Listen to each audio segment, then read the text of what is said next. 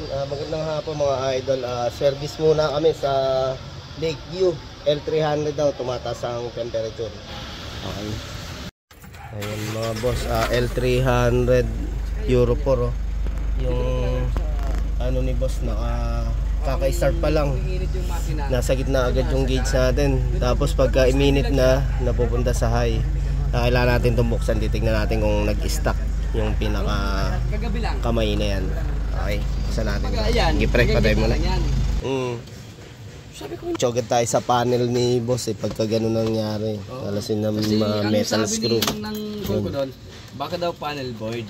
Yung technician, yung pinaka-kwan ko, dito sa tagig. Oo. Hindi ko ibabayan. Tanggalin natin yung mga Phillips screw. Sige po, ay baka makakuanan lang. Para matanggal natin ito mga idol. Hindi ko talaga ibabayan. Kung hihilahin ako.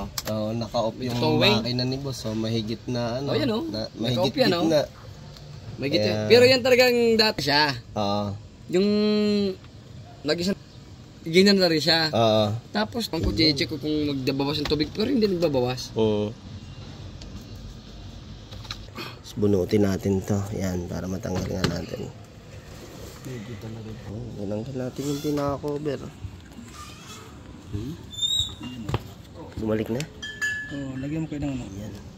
Buksan na natin lahat para makita natin mga idol kung ba't siya nag-stack.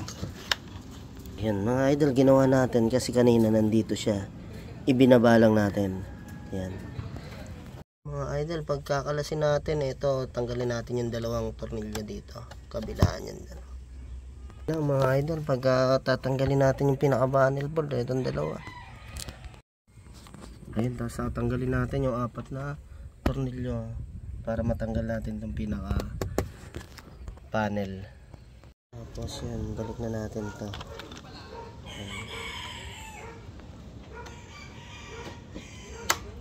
Yan yung mga dumi, punasan natin. Oo. Mga nakasuksok lang naman po yan mga idol. Kung kakalasin natin. Yan, nandito po kami ulit sa Lakeview kay Boss Elias sa dumi yan. Yan, nasa muna natin. Meron po tayong isang sakit na connection para sa mga electronics natin. Yan, sa gauge. Subukan muna natin i-on kung yeah. Ayun mga idol, tinetest drive nga muna namin itong L300. Ayan, nandito kami sa Lakeview. Ayan, sinusubukan nga natin yung ano mabukas na pinto sa akin. Yung pinto mo nga, sarado mo. Sarado, no?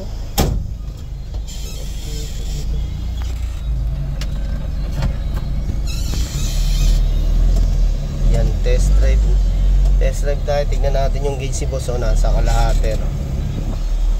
Dapat siya, hindi siya mapunta rito sa gitna, no? Pagka napunta dyan, hindi na normal mga idol, tumataas yung temperature nya.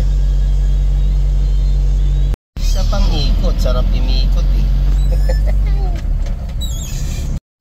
dahil pambakante rito pre, oh. Wala pa kasi yung komisyon natin sa mga DPWH tsaka sa mga kong yung porsyento namin para makapagpagawa kami magandang bahay dito. Wow, test drive mamaya may laman na ang bulsa.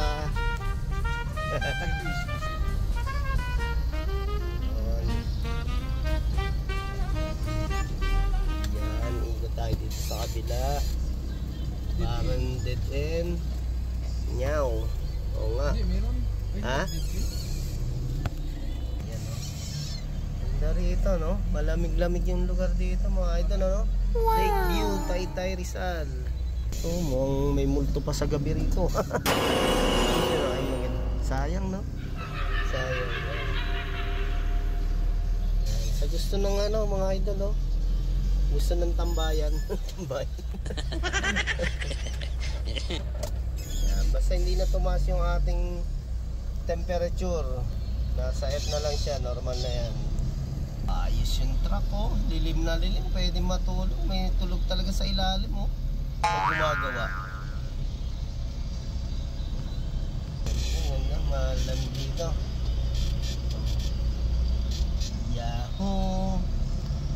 nakuha namin yung komisyon namin. Dito kami bibili ng lupa, tayo namin ng bahay. Ang kasing laki ng bahay ni Tiskaya.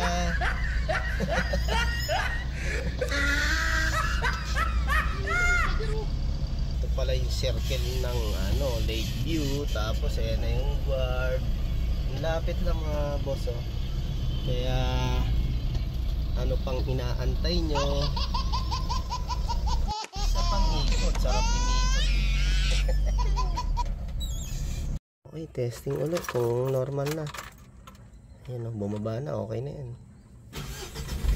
Yun, ayos. Ayan, mainit-init pa kasi makina eh. Bumaba naman ng konti nung nagpahinga kami. Okay, let's go. Balik na natin kila idol. Ayun, palabas na naman po kami dito sa Lakeview mga idol. Good.